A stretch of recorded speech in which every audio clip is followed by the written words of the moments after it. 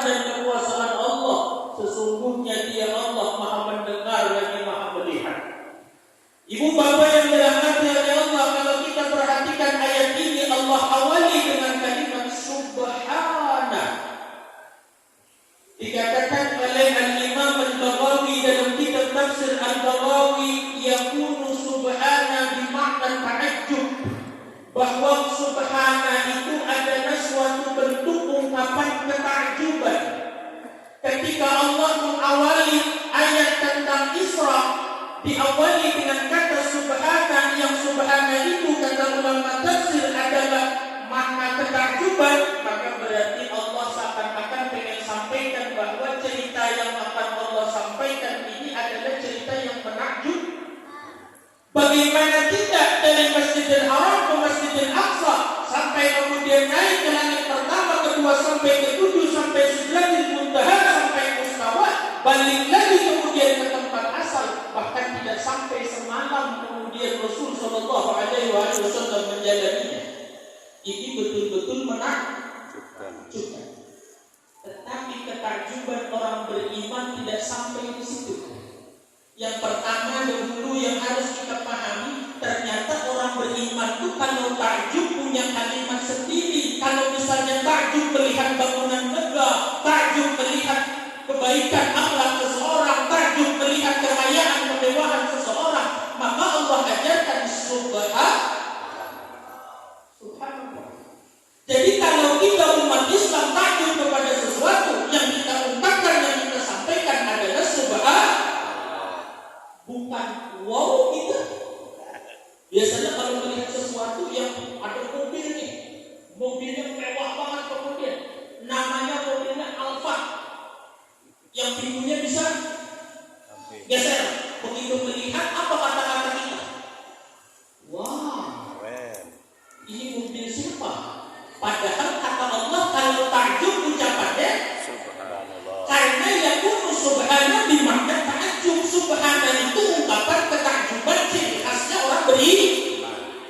Takjub melihat masjid begini megah, begini mewah, ucapannya subhanallah. Melihat jamaahnya kemudian subuh cuma setengah saf, ucapannya innalillah. Innalillah. Subhanallah. Innalillah.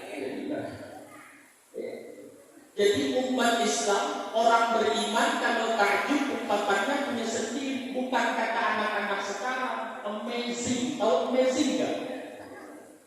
Hah? Agak tahu, pasti itu paginya sarapannya uduk, agak paham amazing kan? Amazing, ya kan? Excellence. Padahal kita umat Islam kalau takjub melihat keadaan alam, pemandangan alam yang luar biasa, Allah ajarkan dalam ayat Isra ini subhanallah. Ini yang pertama, paham insyaallah ya ibu bapak yang dirahmati oleh Allah, paham Allah. Jadi umat Islam kalau takjub bukan bilang wow, umat Islam kalau takjub bukan bilang excellence, umat Islam kalau kemudian bangga, terheran-heran melihat kehebatan seseorang, bukan kemudian mengucapkan kalimat-kalimat yang tidak ada anjurannya dari agama, tapi kalimatnya subhanallah. Itu yang pertama. Jadi Allah ajarkan melalui ayat Isra itu umat Islam ini punya ciri khas sendiri, subhanallah. Tapi kalau kita ceritakan peristiwa Isra Mi'raj dari awal sampai akhir, saya yakin kemudian dua saja kemungkinannya. Kalau nggak jamaahnya tidur, ustaznya pingsan. Kenapa? Panjang banget kalau diceritakan kemudian dari awal sampai akhir, sampai balik lagi kemudian ke tempat asal, panjang banget. Jadi kita nggak mungkin cerita Isra Mi'raj sedetil sampai seperti apa yang dialami oleh Nabi Sallallahu Alaihi Wasallam. Kita ambil satu bagian saja malam hari ini.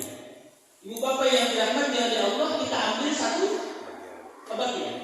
Dikatakan oleh Al-Imam Al-Muhaddits Al-Dr. Sayyid Muhammad bin Ali Al-Maliki dalam kitab beliau Al-Anwar Al-Bahiyah min Isra'i wa Mi'raj Khairil Bariyah, beliau katakan begini: wa qabla al-intilaqi fi hadhihi ar-rihlati al-maymunah qama Jibril fa shaqqa bi shaqqi sadri shadid wa wasalahu thalatha marrat bi ma'i Zamzam wa yu'awwiluhu bidhalika Mika'il wa hadhihi al-amaliyah wa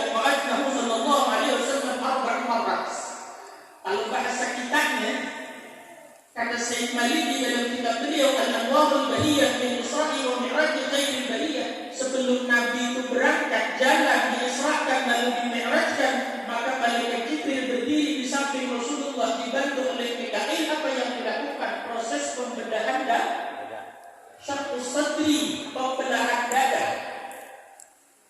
Yang pembelahan dada ini kata Sayyid Maliki bukan terjadi sekali dalam kehidupan Nabi, tapi wafatnya sallallahu alaihi wasallam terjadi 4 kali dalam kehidupan Nabi. Yang pertama bahwa Saghir fi Bani Sa'ad, yang pertama terjadi adalah saat Nabi masih kecil ketika berada di Bani Sa'ad dalam asuhan Halimah Sa'diyah. Umur 3 kurang lebih 4 tahun Nabi kemudian dilakukan pembedahan dada oleh malaikat Jibril. Ketika itu Nabi masih anak kecil.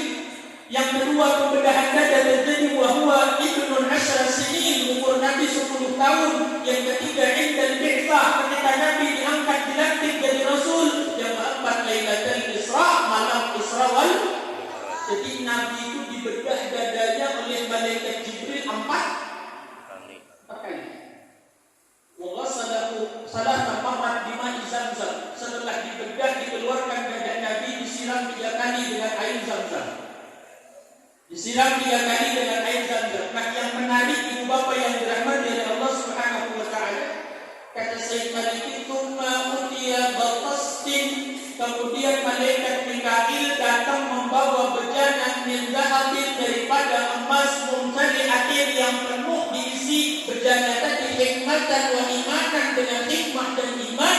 Fa'afragha fi sadri, maka kemudian malaikat Jibril menumpahkan iman dan hikmah tadi ke dada, ke hati baginda Rasulullah sallallahu alaihi wasallam.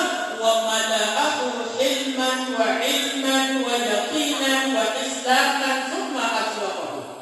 Kemudian setelah diisi hikmah, diisi iman, lalu disempurnakan oleh malaikat Jibril dengan diisi dengan sifat hilm, ilmu, yakin dan Islam. Setelah itu ditutup rapat seperti semula, tanpa ada setetes darah dan tanpa ada sedikit pun rasa sakit. Yang ingin saya sampaikan malam ini, coba kita perhatikan Rasulullah orang paling mulia, tapi dada beliau diisi minimal dengan 6 ibu bapa yang dirahmati oleh Allah. 1 diisi hikmah, yang kedua diisi yakin, yang ketiga diisi sifat ilmu, yang keempat diisi ilmu, yang kelima diisi iman, yakin, yang keenam diisi Islam. Apakah Nabi tidak yakin? Nabi manusia paling yakin. Apakah Nabi kurang iman? Mustahil, Nabi manusia paling sempurna imannya. Apakah Nabi kurang ilmu? Nabi manusia paling berilmu, manusia paling sempurna ilmunya. Tapi kenapa Allah Subhanahu wa taala perintahkan malaikat Jibril? Salah satu yang bisa kita ambil adalah ini jadi iktibar pelajaran bagi kita ibu bapa yang dirahmati oleh Allah. Kalau Nabi Isra Mi'raj bertemu dengan Allah, perjalanan berjumpa dengan Allah. Kalau kita dalam hidup perjalanan demi mencari ridhonya Allah.